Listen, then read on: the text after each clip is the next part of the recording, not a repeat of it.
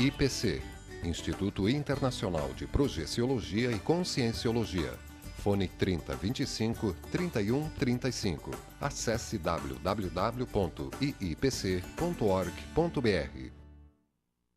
Olá, uma ótima tarde de quarta-feira a você que nos acompanha ao vivo na programação da TV Floripa, canal 4 da NET, ou também no site da TV, que é www.tvfloripa.org.br. Nas quartas-feiras estamos conversando com professores do IIPC Florianópolis, que é o Instituto Internacional de Projeciologia e Conscienciologia. Eu sou Eliane de Pinho e hoje estou conversando com a professora Alessandra Serafim. Professora Alessandra, ela é psicóloga organizacional na Secretaria de Estado da Administração em Santa Catarina e também é voluntária e professora do IIPC Florianópolis. Professora Alessandra, tudo bem com você? Tudo bem, boa tarde. É maravilhoso te receber aqui novamente. Obrigada. Alessandra, antes do nosso assunto de hoje, que nós vamos falar sobre a diferença entre consolar e esclarecer, né? Ou seja, como que nós ajudamos as outras pessoas e a nós mesmos, né? Consolando, esclarecendo. Antes de entrar nesse assunto, eu gostaria de saber de você como é que foi o encontro de voluntários, que teve um encontro de voluntários em Foz do Iguaçu recentemente, né? Isso, Eliana, foi nesse final de semana em Foz do Iguaçu, onde fica a sede da nossa instituição. Foi bem interessante, foi muito bom, foi um encontro de voluntários de todo o Brasil, onde nós discutimos formas de melhorar o nosso trabalho assistencial, teve algumas discussões, algumas reflexões e qualificações de acordo com cada tipo de tarefa assistencial que cada um de nós realiza nesta instituição internacional de projeciologia e conscienciologia. E participaram, parece que quase 300 pessoas. Isso mesmo, aproximadamente. É também uma confraternização, né? Pessoas com certeza, ideias afins. Com certeza. Ok. Alessandra, entrando no nosso assunto a respeito da consolação e do esclarecimento, do que se trata esse tema? São tarefas assistenciais. Resumidamente, podemos falar que consolar é como se fosse dar o peixe para a pessoa e esclarecer é ensinar a pessoa a pescar. Porque nós partimos da ideia e da abordagem pelo paradigma consciencial que nós estamos aqui neste planeta Terra, com este corpo, Eliane, para nós evoluirmos. E nós evoluirmos quanto mais nós nos preocuparmos com as outras consciências, nós buscarmos realizar assistência, tanto a autoassistência, nós nos preocuparmos em nós nos melhorarmos enquanto consciência, para sermos consciências melhores, com pensamentos mais nobres, melhores do que nós fomos 10 anos atrás, o ano passado, um dia atrás, 5 minutos né, anteriores no fim. E também nós estamos aqui para a gente ajudar outras consciências a evoluírem também. E tem pessoas, Alessandra, que parece assim que pensam muito em si mesmas, né? Então, para evoluir, é preciso que as pessoas ajudem umas às outras? Sim, a evolução passa também pelo processo enquanto a gente não fica só preso ao nosso umbigo, pensando só nas nossas questões pessoais, nos meus problemas e nas minhas dificuldades, porque por problemas e dificuldades eu penso que todos nós temos, alguns mais e outros menos, mas a evolução ela parte quando a gente consegue ver de que apesar das minhas dificuldades eu consigo enxergar outras consciências que às vezes têm problemas maiores que os nossos e que de alguma forma ou de outra nós podemos ajudá-la, de alguma forma, né? Existem várias formas e vários meios de nós auxiliar, mas de alguma forma, será que eu não posso estar ajudando o outro de alguma forma? Claro, e assim todos crescemos em conjunto. Ok. E Alessandra, na conscienciologia, os vários temas que são abordados, né? Os professores consideram e falam aqui no programa a respeito de outras vidas, outras dimensões. Como é que é essa questão do paradigma consciencial, para poder entender melhor o que você vai falar para a gente? O foco principal que nós estudamos nessa instituição é a consciência. E é complexo nós estudarmos a consciência pelo paradigma mecanicista da ciência convencional.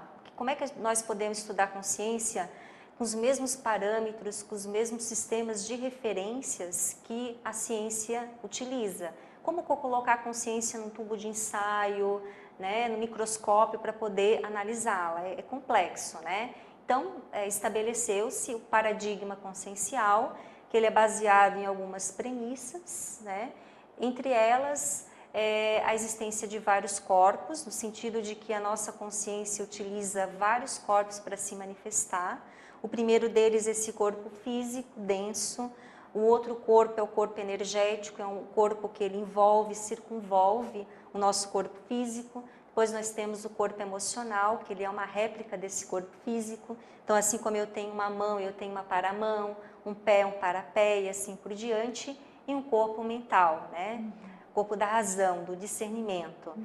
E também, outra premissa são as múltiplas dimensões, que cada corpo vibra numa dimensão específica. O corpo físico na dimensão intrafísica, o corpo energético na dimensão energética, o corpo emocional na dimensão extrafísica e o corpo mental na dimensão mental. E a outra premissa também, Eliane, é a existência de várias vidas, da serialidade, no sentido de que nós tivemos vidas anteriores e vamos ter vidas futuras com o objetivo de nós evoluirmos, termos consciências melhores. Ok. E Alessandra, falando em várias vidas, o que é que as consciências, o que é que nós fazemos entre uma vida e outra? Uma das possibilidades que nós podemos realizar entre uma vida e outra é um curso intermissivo, que é um curso entre vidas que nós falamos, né? Então, de acordo com o nível evolutivo daquela consciência, da vontade, da necessidade daquela consciência, ela pode estudar, né? Assim como nós temos escolas, faculdades aqui na dimensão intrafísica, nós também podemos estudar matérias, disciplinas, para nós nos aperfeiçoarmos e nos prepararmos para nós renascermos nesse planeta com um novo corpo. E as matérias, elas são dos mais variados tipos, nós também nos preparamos para nós aperfeiçoarmos as nossas qualidades, para nós melhorarmos cada vez mais os nossos defeitos, para nós nos reconciliarmos com outras consciências, né, que a gente tem alguma dificuldade, ainda não conseguiu perdoar, enfim. E Alessandra, pelo que estávamos até conversando agora há pouco, as pessoas que fazem esse curso intermissivo, que estudam entre uma vida e outra, na Conscienciologia se chamam intermissivistas? Isso. Então, aquela pessoa, por exemplo, que ela, às vezes, ela tem aquela sensação de que ela não está aqui nessa vida passeio, de que ela tem que fazer alguma coisa diferente, que ela tem que ser útil, produtiva. Uma pessoa que, de repente, sinta, que ela tem uma certeza íntima de que existem outras vidas, às vezes até já tem alguma percepção energética, alguma percepção parapsíquica, ou já teve alguma projeção, ou seja, que a sua consciência já saiu fora do seu corpo, ou no sentido de que aquela pessoa que prioriza, que ela já busca a auto-organização, já busca mais os estudos, prioriza mesmo essas questões, né? Tem grande possibilidade dela ter feito um curso intermissivo, dela ser intermissivista. E esse intermissivista, ou esses conceitos de várias vidas, na Conscienciologia, se trabalha com crença ou com ciência? Nós trabalhamos com ciência, tanto que nós, em todos os cursos e palestras que nós realizamos, nós enfatizamos bastante para a pessoa não acreditar em nada, nem mesmo no que nós falamos, esclarecemos, para que a pessoa experimente, tenha suas experiências pessoais, critiquem, avaliem, veja se faz sentido, se não faz sentido, se isso tem ressonância com as suas ideias, se faz algum sentido, né? E a respeito ainda do intermissivista, você falou algumas características, né? Seria a pessoa também que prefere esclarecer do que consolar, agora vindo para o nosso tema?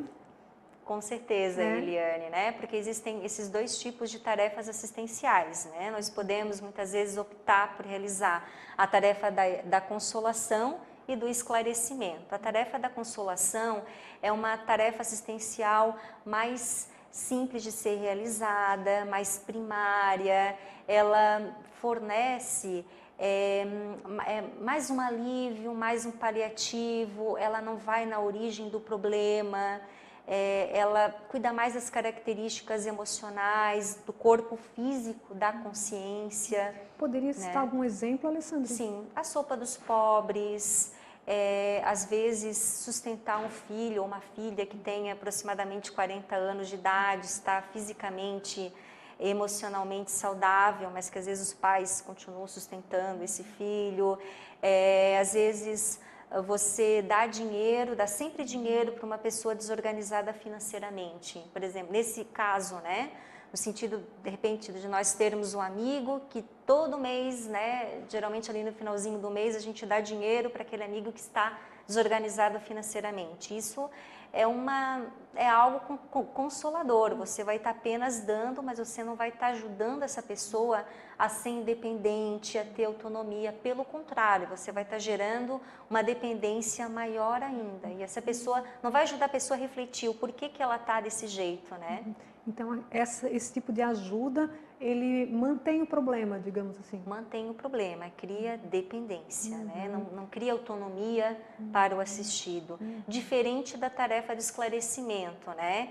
Que o objetivo básico da tarefa de esclarecimento é dar informações para que o assistido, por sua própria conta, possa realizar reciclagens intraconscienciais para que ela própria faça as mudanças necessárias para ela resolver os seus próprios problemas. Só que é uma tarefa muitas vezes mais complexa, mais difícil de ser realizada, muitas vezes ela diz mais não do que sim, ela às vezes algumas pessoas podem encarar com uma certa antipatia, né? Mas ela cria uma independência, uma autonomia maior, ela vai na origem do problema. E se você, daquele exemplo anterior, né, sentar com esse seu amigo, às vezes perder um tempo, né, tentando ver com ele, pensar com ele, refletir por que ele chegou nessa situação de desorganização, o que está acontecendo na vida dessa pessoa, quais são os fatores emocionais que estão implicados, que fazem com que ele se desorganize, e como ajudá-lo a se auto-organizar, a rever essa questão para que ele não fique mais dependendo de você. Né? Muito bem. E tem outros exemplos, Alessandra, sobre a tarefa do esclarecimento? Sim, ensinar a pessoa um ofício, sempre numa oportunidade, em alguma questão, alguma pergunta, sempre tentar refletir, de ver o porquê, de ver a origem, trazer a pessoa à crítica, à lógica, a razão, né, para fazer com que ela pense sobre as suas próprias dificuldades, nesse sentido. Então, estamos conversando com a professora Alessandra Serafim, do IIPC Florianópolis, sobre a diferença entre consolar e esclarecer. Vamos a um breve intervalo e, na sequência, vamos aprofundar essa conversa. Até daqui a pouco.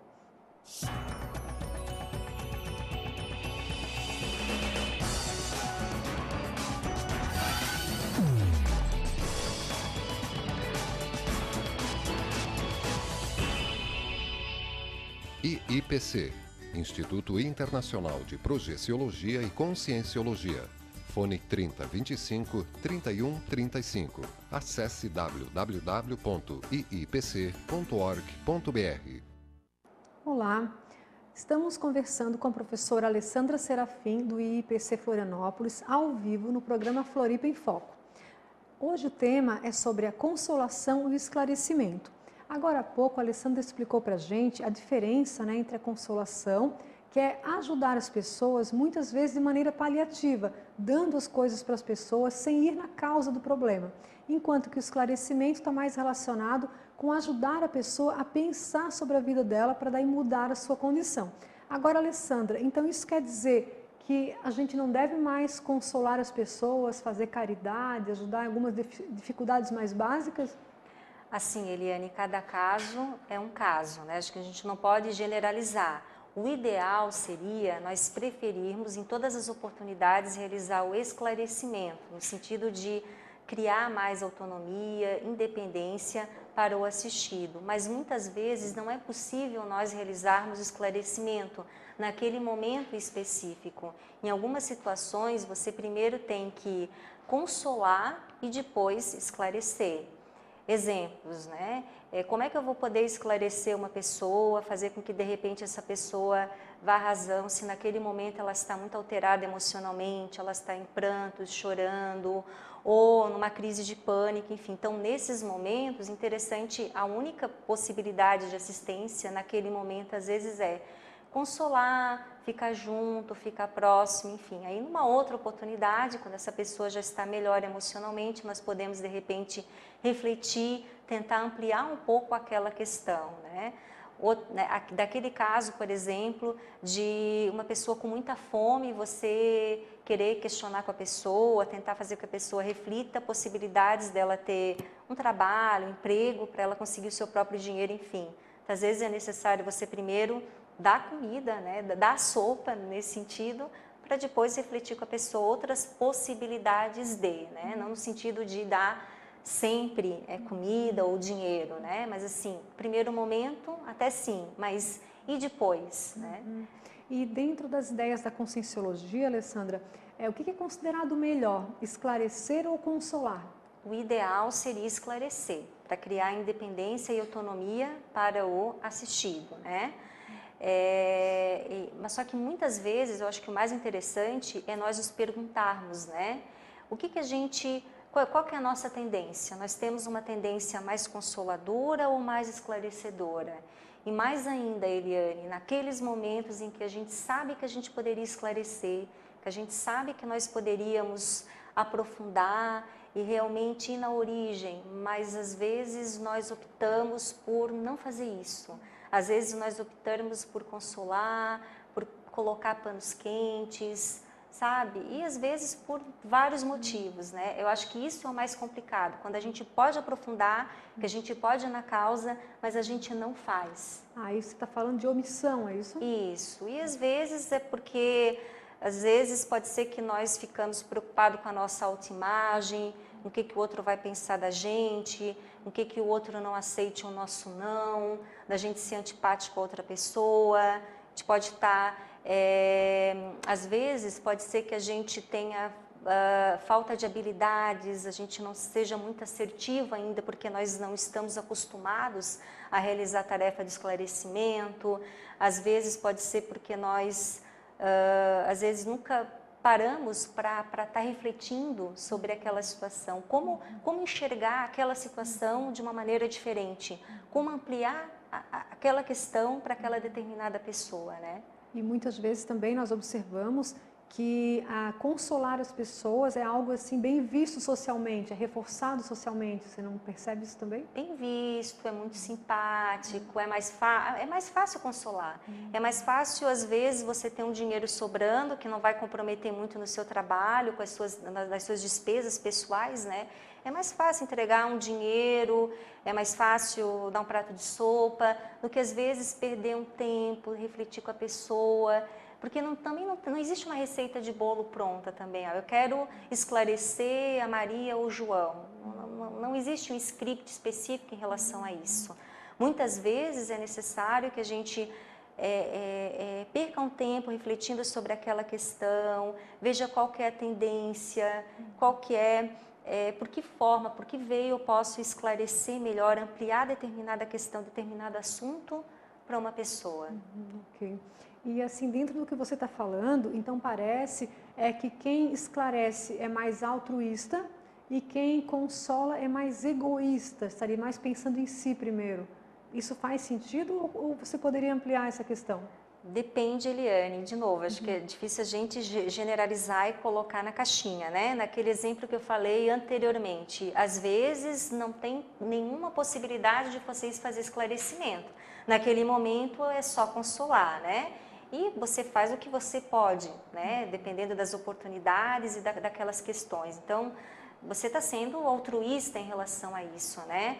Agora, se nós verificarmos daquelas situações em que eu poderia estar esclarecendo mesmo de fato e não faço, aí que eu acho que é o maior problema. Às vezes por medo de perder o amor do outro, por medo de desagradar, com medo que o outro não fale mais com a gente, às vezes fique com cara feia e não nos procure mais, né? Aí sim eu acho que agindo dessa forma nós estejamos sendo mais egoístas do que altruísta, porque a gente está pensando, a gente fica bem na foto para aquela determinada pessoa, a gente não está sendo autêntico, né? A gente não está se posicionando de uma maneira ética em frente àquela situação. Claro.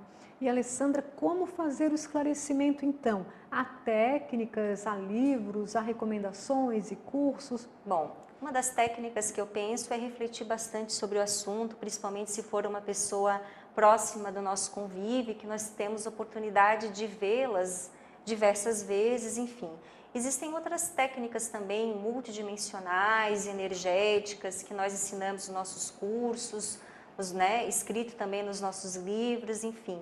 Nós poderemos trabalhar as nossas energias para assistir às outras consciências, existem mobilização básica de energia, técnicas específicas para nós termos o autodomínio energético, inclusive para nós podermos exteriorizar energia, doar energia para outra consciência, tanto quando nós estejamos aqui, despertos aqui na vida intrafísica, quando nós estamos projetados também, quando nós saímos fora do corpo, nós também podemos esclarecer outras consciências, esclarecendo-as, exteriorizando energia, doando energia quando a gente está fora do nosso corpo. E você trouxe um livro, Alessandra, o Manual da TENEPS. Isso, esse TENEPS livro. É uma técnica de esclarecimento? É uma técnica de esclarecimento, Eliane. O autor desse livro é o professor Valdo Vieira, tá? Esse livro, ele esclarece para quem tiver interesse sobre o que é TENEPS. TENEPS é tarefa energética pessoal. É uma tarefa de doação de energia que uma pessoa individualmente faz quando ela está sozinha, trancada no quarto, ela está exteriorizando, doando energia, junto com consciências extrafísicas, amparadores, benfazejas, que querem também auxiliar. Então, é uma técnica em conjunto, onde você individualmente e consciências extrafísicas, que não tem mais esse corpo físico, no sentido de estar exteriorizando, doando energias para consciências que estejam carentes, enfermas, consciências também que não têm mais esse corpo físico, ou consciências que estejam projetadas, ou seja, fora do corpo, próximos ou distantes, com problemas de ordem diversas. E esse livro tem para download, para baixar na internet? Tem. Se você estiver interessado em fazer a leitura desse livro de uma forma gratuita, pode acessar através do site www.editares.org. E você também pode, quem estiver nos assistindo, fazer pedidos, caso você tenha alguma dificuldade, algum problema para você mesmo ou por alguma outra consciência que você acha que precise de ajuda, solicitar pedido de ajuda para o e-mail pedidodetenepsfln@gmail.com. Nós temos uma lista virtual lá de várias pessoas que realizam TENEPS para poder auxiliar e assistir energeticamente esta consciência. Ok, Alessandra, muitos valiosos os esclarecimentos, as reflexões que você trouxe, E as pessoas que quiserem aprender mais sobre esse assunto, conhecer mais, o que está acontecendo no IPC por esses dias? Curso, palestra? Toda sexta-feira nós temos palestras gratuitas no Centro Educacional, no edifício Maxims, às 19h30.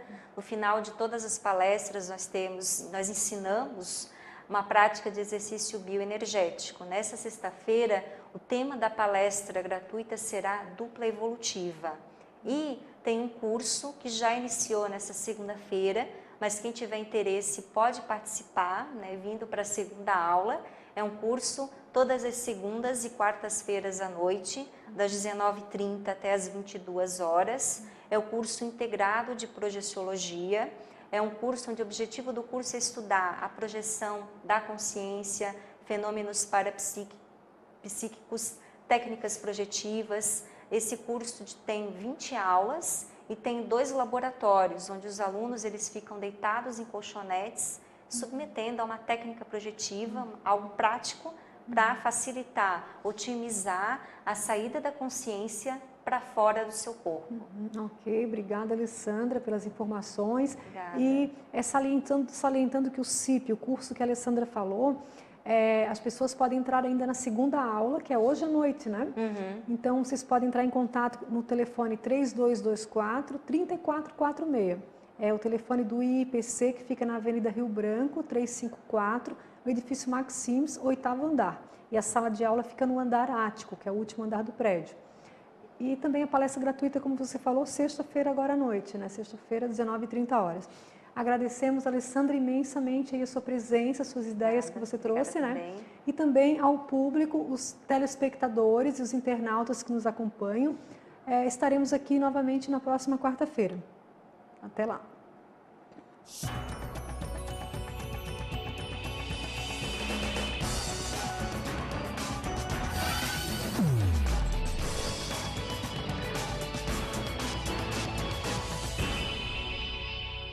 IIPC, Instituto Internacional de Projeciologia e Conscienciologia.